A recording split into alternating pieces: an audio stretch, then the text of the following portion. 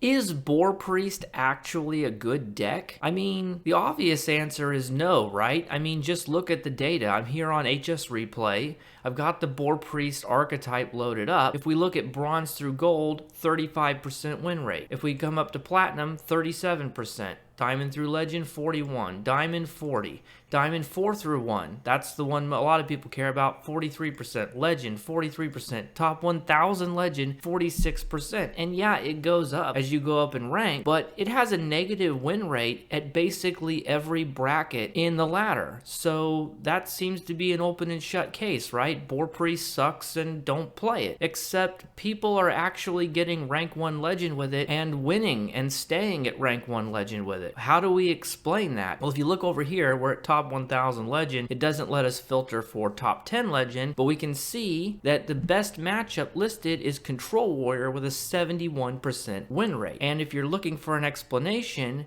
for how that translates into the ability to get rank 1 Legend, to look at Vicious Syndicate, they have a Data Reaper podcast that came out on the 7th. And in that, Zacho pointed out the reason why this was allowed to happen is because as you move up the ranks, you're going to see more and more Demon Hunters and Control Warriors. Why? Well, Demon Hunter, they say, is the only really good deck in the format right now. We're all hoping Drekthar gets nerfed, so that will change, but basically Demon Hunter is good no matter where you are on the ladder. It's just overtuned right now, except that it has one bad matchup against Control Warrior, and so as more and more people are playing Demon Hunter, everyone else is playing Control Warrior to counter it. So by the time you get up to like top 10 Legend, all of your matches are either against Demon Hunter or they're against Control Warrior. And if you're in that environment, if you're a top 10 Legend player, then you start noticing that most of your matches that afternoon are against Control Warrior. You can just make a cheeky little substitution and start playing Boar Priest instead, and now you're going to start winning with a 70% win rate against those players, and you're going to be able to do really well and get to rank 1 Legend. It's not really a good deck, right? I mean, the data says so. Just because someone found a little corner case at top 10 Legend doesn't mean that you should play it, right? Well, yeah, that's right, except here's the thing. In that particular environment, in that context, it was the best deck someone could have used. If you're like rank 4 Legend and everyone's playing Control Warrior that day, Boar Priest is the best deck you can possibly play. So if at the highest levels of play, the highest level of skill, that is the best deck someone could use, even in that limited context, it seems to me like you can't really say it's a bad deck, right? It's just a case of a specific tool being used for a specific purpose. So there's complicated. There's more to whether a deck is good or not than just the raw data, and that's the point I want to make. If we come back to HS Replay and look at Mage, for example, only about 10 to 20,000 people make it to Legend every month. They're at Bronze through Gold. Let's look at the Bronze through Gold win rate of something like Mech Mage, 55%. Bronze, 58%. Silver, 55%. Gold, 53%. Even at Platinum, it's still in the green at 50%. Once you get to like Diamond, it starts to fall off a little bit, but even in a situation like that, it's still okay. You can make it from Diamond 5 to Legend with Mech Mage. How do I know that? Well, I know it's true for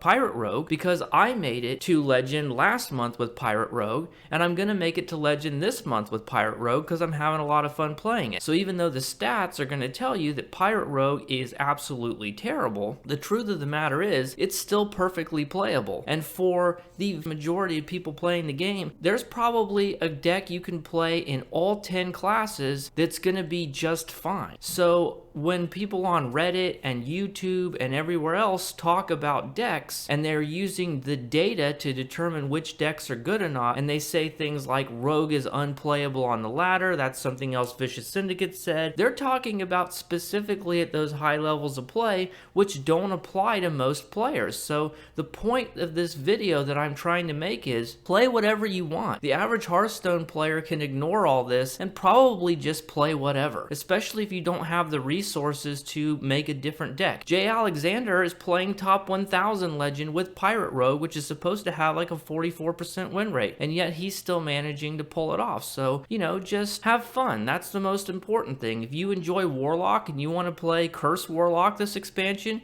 you can do it. You don't have to abandon it just because the numbers say it's a bad deck. Anyway, let me know what you think. Am I completely wrong? Should we be a slave to the numbers? Should we only play the statistically best decks, or should we follow the heart of the cards and play what we enjoy and just get the rewards and have some fun? Hopefully Drekthar will get nerfed soon.